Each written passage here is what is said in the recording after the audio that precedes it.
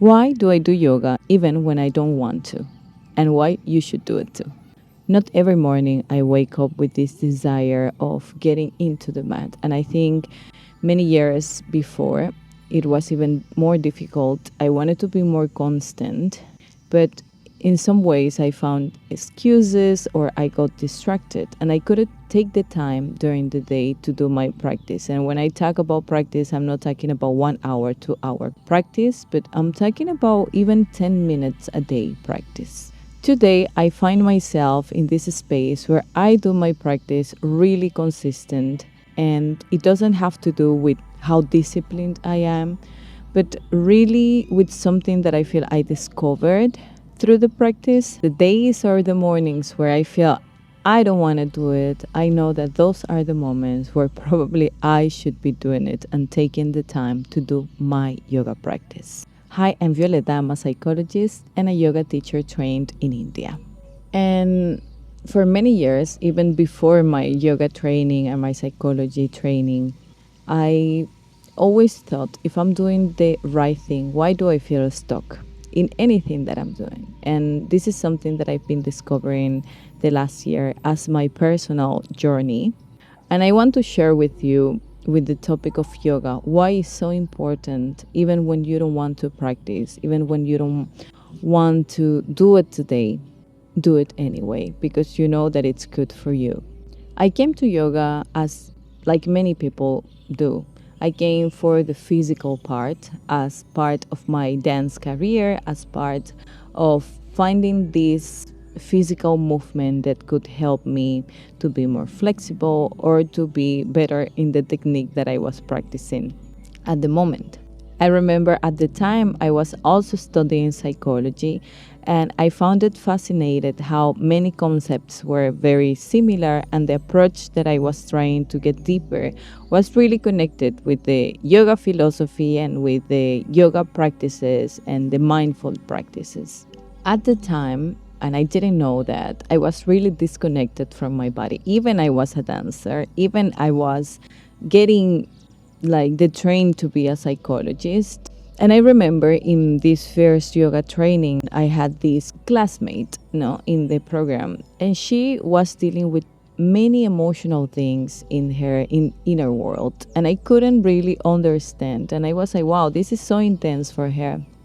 But little by little, not just in my personal practice, in the classes that I was taking, in the understanding the philosophy, I realized that my whole life I was like trying to understand all the problems that probably I had, like understanding my emotions through the rational side of my view or my perspective. And yeah, of course, the cognitive part of understanding what is happening with you or why do you feel that way is important. But I realized that my body, that I was totally disconnected from, was carrying the score of my emotional world. I realized that I was really anxious and I didn't even notice for years. I realized my reactions in my emotional connections that I didn't notice, and how it was like connected with the way that I was responding in a specific situations. The pain that I had on my back was related also with things that I was carrying in my mind and in my emotional world. And this was the biggest discovery I did in my 200 hours in Kerala, Varkala. And also it went even deeper few years later when I decided to do my 300s in Rishikesh. The philosophy and the science, they look really far from each other. And for me, it's so interesting because I constantly find connection between them. Things that come from hundred of years ago, how it connect with many scientific discoveries that are recent, or many approaches in psychology that the foundation come from practices from India or Buddhism.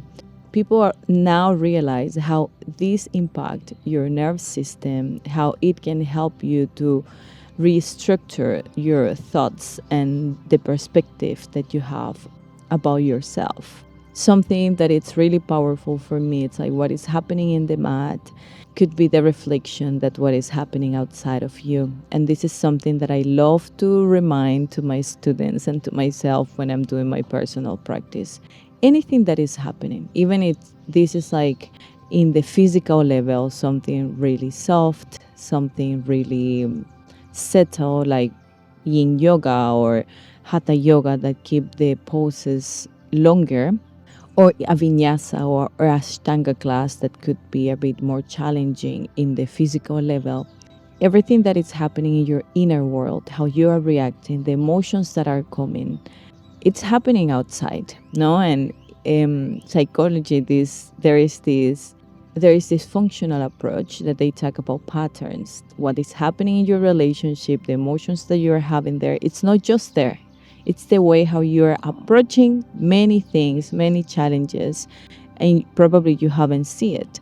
So this is exactly what is happening in yoga when it challenge your body or challenge your mind, because could be a really physical class where you feel your mind being challenged and you realize how you are responding to daily challenges. But at the same time, it could be a really slow movement class, or where you have to be quiet and with your body in that moment, and you start feeling this need of movement and this desperation or not knowing how to deal with being with yourself, not doing anything but being present in your body. And in the Yoga Sutras, that are these texts that talk about yoga from the ancient years by Patanjali, they talk about, so what's the reason, Loki sit? So what's the reason why your body resists many times to go to the mat and do your practice? We can think like, well, I don't have enough time, or I don't feel in the mood, or it doesn't fit in my lifestyle every day or 3 days a week. I have thought about this for a long time, because I was actually observing my inner world those days that I didn't want to show up, and those days that many times I procrastinated this practice that I knew that it was helping me a lot with my nerve system. I knew that my anxiety was not the same and that I was getting better and better and better. Something that I think, and personally, it's been like my experience, it's like your body get distracted or you get disconnected from your body with the daily tasks. So it's easy to ignore or to avoid whatever is happening inside you. So if you are productive, you have to do many things. But when you have to sit in the mat and then you start observing what is happening inside, you take the time to become the observer, to observe your body, to observe what is really happening in your mind, and you start getting synchronized with your breath and your movement, then things come to the surface. Then you start seeing the patterns. Then you start remembering the emotions that you had in this conflict that maybe is not resolved yet and still hurting. And the interesting is that actually the practice is designed for it. It's like it's designed to be much more aware what is really happening and getting through the layers so we can start seeing ourselves as who we are and know what we think that we are or what we feel that we are.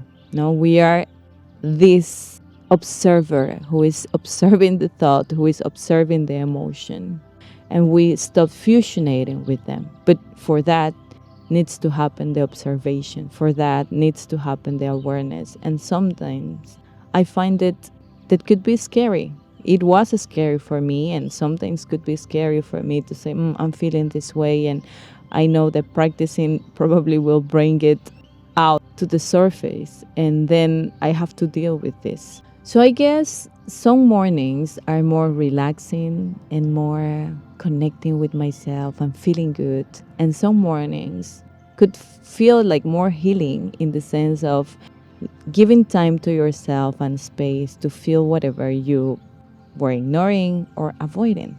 What have changed since I've becoming more consistent with my practice?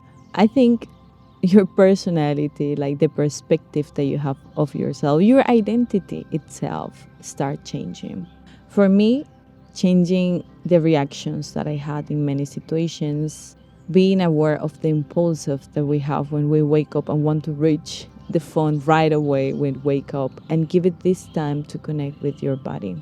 Observing the reactions that you have. Like when you start really aligning your nerve system with safety, with awareness, then everything changes on you.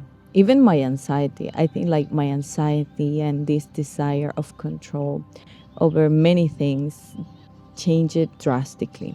I think many things still need to change because we are in this process of improvement, but I can see that the Violeta that started doing yoga because she wanted to become stronger and more flexible, to the Violeta of the 200 certification, the 300 certification until now, are totally different. They feel totally different. They believe in themselves in a very different way, and they live life in a different way. And I have to say that I really, really, really think that this comes from the consistency, from the studies, the self-reflection that we do, and trying to put in practice what really living into the yoga principles mean. Lay down, lay down. And this is something that probably in the books you can find, in the philosophy books, in the studies in psychology, like how the nerve system get regulated through breath and through movement and the improvement through yoga. But I believe that this is something that we need to experience. It's not something that we experience through learning the theory, but really practicing consistently. And that's why I show up even those mornings that sometimes I feel like, oh, maybe today is not the day. And I'm like, I'm going to give me that space to explore myself and to show up, and understanding that showing up in the mat, it's learning showing up to myself. If this resonated with you, I'm leaving a link with a free yoga class, an opening heart yoga class that I designed for you. Sometimes I do it live, but mainly it's recorded. And if you want to be part of one of my programs, I have 12 weeks of Ashtanga program, and it's amazing. We already had the first batch in Panama, and now we are launching it in English and online. So if you want to be part of it, this is not just like doing poses and getting stronger, but really understanding the philosophy, the psychological part, and very important, the following week by week, and learning how to put in practice everything that we are learning week by week. But well, really happy to be here. Thank you for being here. Please, if you like this kind of content, share it, give it a like, subscribe, and I will be bringing more of these topics to this channel. I'm Violeta, and see you in the next episode. Bye.